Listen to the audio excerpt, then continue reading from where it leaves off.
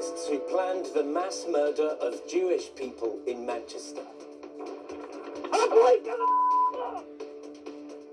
It was to be an attack with assault rifles and hundreds of rounds of ammunition. The plot was foiled by an undercover police operation. A from Balmoral, the email sign-off which puts Andrew Mountbatten Windsor and his links to Jeffrey Epstein in the spotlight again. And another government budget U-turn. This time it's inheritance tax on family farms.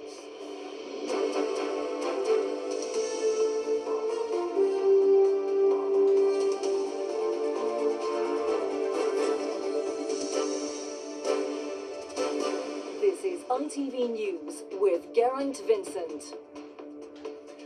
Good evening. Police say it could have been the deadliest terror attack in British history. Two men, Walid Sadawi and Ammar Hussein, smuggled automatic weapons for an assault on the Jewish community in Manchester.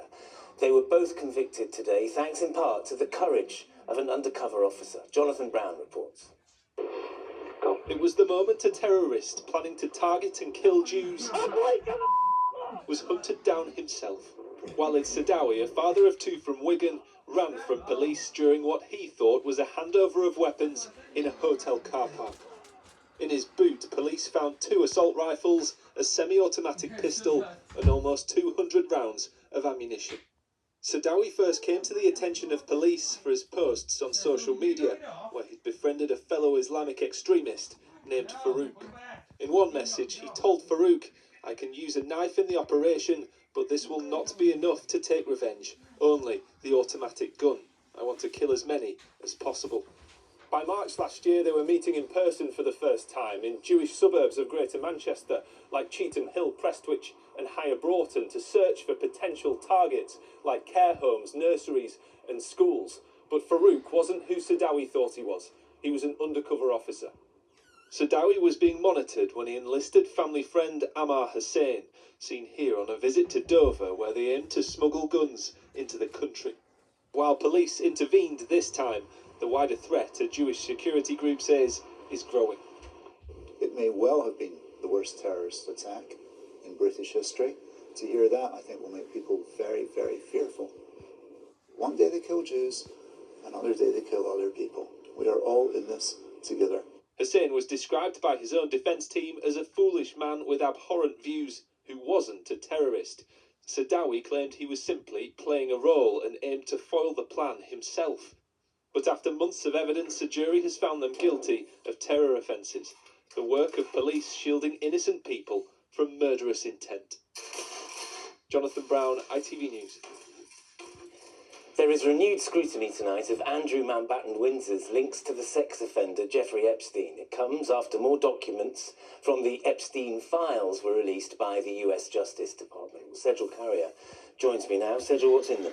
Well, they include a series of emails that appear to point directly to Andrew Mountbatten Windsor. The messages were exchanged with Ghislaine Maxwell, Epstein's associate, and written under the alias The Invisible Man. Now, that alias appears to link back to Andrew. He is listed under that same name in Epstein's phone book. The emails contain identifying details such as references to Balmoral and the name Andrew itself. In one message sent in 2001, the sender writes, "I am up here at Balmoral summer camp for the royal family." He then asks Maxwell, "Have you found me some new inappropriate friends?" The message is signed off, "See you, A, and 3 kisses." Another email from early 2002 show Maxwell organising a trip to Peru. She asks the contact to procure what she calls some 2-legged sightseeing, adding, "Read intelligent, pretty, fun, and from good families." Now, Andrew did visit Peru that same month on an official tour. There is no allegation of criminal wrongdoing in these documents, and Andrew has repeatedly denied all accusations, and we have contacted him for a comment. Now, last October, he lost the use of his Duke of York title following scrutiny over his links with Epstein, and Ghislaine Maxwell is currently serving a 20-year sentence for sex trafficking minors. OK, Sejal, many thanks. A man appeared in court today charged with repeatedly drugging and raping his wife. Philip Young is facing 56 counts spanning a 13-year period. He was remanded into custody. 5 other men also appeared charged with sexual offences against Joanne Young, who has waived her right to anonymity. Further charges have today been brought against the comedian Russell Brand. The 50-year-old faces 1 count of rape and 1 of sexual assault relating to 2 women. He denied other charges of sexual assault involving 4 women earlier this year. The government has U-turned on one of its most high-profile and controversial policies. It's changed the threshold at which inheritance tax will be imposed on farmers. It will now come into effect only on property worth over £2.5 million. Our political correspondent Shihab Khan explains. After months of protests over the government's proposals to impose inheritance tax on farms, Christmas has come early with a gift in the shape of a U-turn. The proposed threshold for inheritance tax on farms will now rise from £1 million to £2.5 million, meaning couples can now pass on up to £5 million worth of farmland to their children tax-free. We listen to those farmers and businesses who will be affected by changes in policy. 85% of farming estates who claim agricultural property relief will now pay no inheritance tax.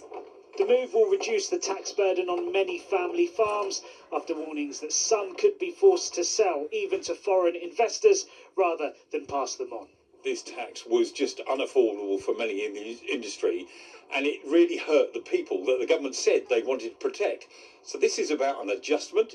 It's not a complete reversal, and we recognise that they've removed the most damaging impacts.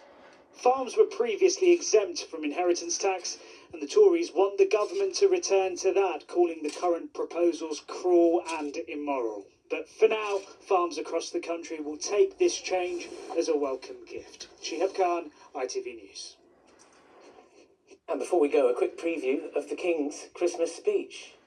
These images have just been released by Buckingham Palace. This year's message was recorded at Westminster Abbey in the Lady Chapel, where 15 kings and queens are buried.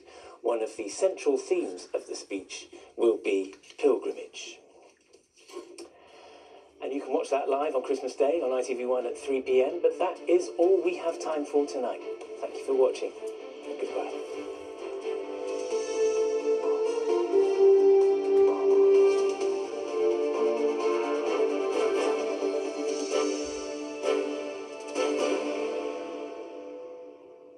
If you have a problem, please get in touch.